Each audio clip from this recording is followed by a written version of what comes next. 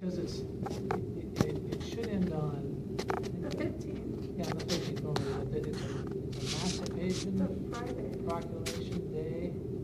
Yeah, on that Friday, and something like that in Washington. It's a Washington D.C. thing, and they're closed in Washington D.C., which means the IRS is closed on that day. So it goes, unfortunately for me, a few more days. A few more days of hell, basically. Is what it is. Sorry. Yeah. So they extended. So we always like it to end on the 15th, but it's not doing that this time. So thank you guys for having me here, and thank you all for being here. Thanks, Matt, for coming here and doing this. And Ruben, thanks, Ruben. Ruben is here today, and I see Ken Volga here too. Thanks, Ken, for being here. A little bit just to follow up on Matt's talk about as it evolved into the self-help tax there. We're going to hopefully come back here at some point as this kind of moves forward. As the county looks towards putting this on the ballot in November, and there'll be a presentation here about it. And I'm hoping we can kind of fill this room because it really is that important that we need people to understand it and hopefully support it. It's a big deal. I can tell you before I got involved in this stuff, I would never probably encourage anybody to vote for a tax. But as I've gotten involved and learned about this stuff, even being the conservative guy I am, this is something that we have to, as you can tell from what Matt talks about here, that we have to have if we're going to maintain our roads. Not even barely even improve them, just to be able to maintain basically. But there's a lot of the expenditure plan as far as how the money will be spent and everything will come, and we'll talk about that. And then we just really need everybody to hopefully get on board for this half-cent sales tax. It's our only opportunity to really be able to do something about the roads around here and complete projects and things like that. And I know it's another tax, and it's easy for us. And I used to be one of the people that say, why don't you cut money somewhere else? You're wasting money somewhere else. But there just is no other option. As you can see with what Matt's doing here, there is no other option for us as far as our roads. The funding for roads comes from certain areas, and we can't take from other areas from roads. It's just the way our government is set up, and rightfully so.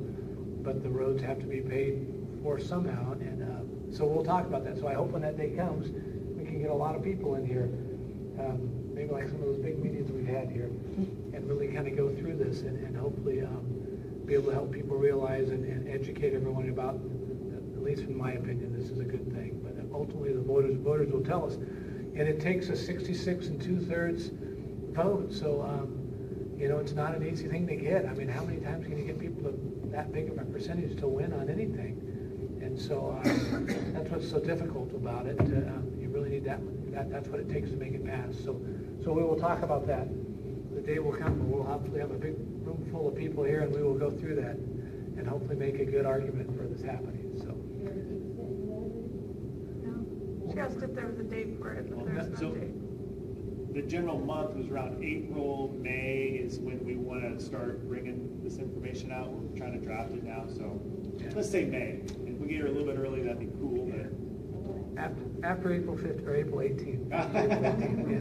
We'll do that. So we've been off for a couple weeks here at the Board of Supervisors, and we had a meeting. Catherine reminded me, our meeting on February 2nd, we talked about focus on prevention. We had a presentation, an update to the board. We've spoken about that before. I've come here and told you guys all about our focus on prevention and working towards trying to get to the root cause of the problem and treating the disease rather than the symptoms, and really trying to change the way our government looks at things and the way our government directs its funds more towards preventative rather than just treating symptoms. So we had an update, and Ruben is on top of this. We had a meeting yesterday.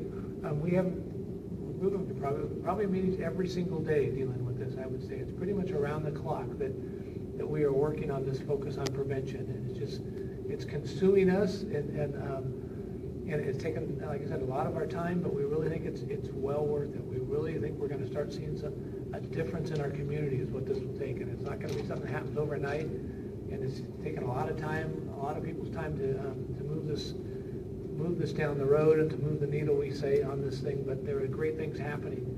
And so we had an update on that at the Board of Supervisors meeting back on February 2nd. And it was basically made up of the people who we've got from the 10 sectors of our community who are involved in this. We've got 2 leaders from each of the 10 sectors. And they came to the Board of Supervisors meeting and provided testimony as far as what we have been doing and where we're going with this whole thing. So it was really just a good For me, it was a great, kind of a feel-good meeting, kind of encouraged me to keep doing this job. Because you really can see that we're making a difference, and there's a lot of good stuff we're doing. So it was a very good presentation, and it really talked about all the good things we're and where this is going. So that was probably the biggest thing we've had. It's been kind of quiet lately as far as... You haven't had 2 meetings for the last 2 weeks. Right, last 2 weeks we've been dark, and so, and the schedule for the Board of Supervisors gets set at the beginning of the year, and they kind of poll the supervisors to kind of see what's going on. For example, I always say I don't want a meeting the week before April 15th. And so, and then there's other people on the board that have harvest, that are farmers, and we have different things that we adjust the meetings for. And then I think this week, actually, Vito Chiesa is in Washington, D.C. On county business, and so we kind of picked that date as not one that we didn't want to miss a meeting. So anyway, so it's been kind of a quiet month so far here in February, and can't think of anything else that we can talk about. We've gotten a lot of different phone calls about things going on out here in Salida lately regarding roads and traffic and noise issues and things like that, and we're always, poor Matt, I'm always forwarding these things to him, and he's working on these things as we come along and as we have money to do things, but yeah, we're trying to address different issues in phone calls. But I think most of the ones we've had lately have had to do with noise issues and traffic and speed on roads and things like that we're trying to address. So yeah, that's about. Have you guys got your tax returns done yet? I'm waiting for mine. It's only been a couple of days. It's been 1 day. Okay, 1 day. All right. No. Any other questions? Anything?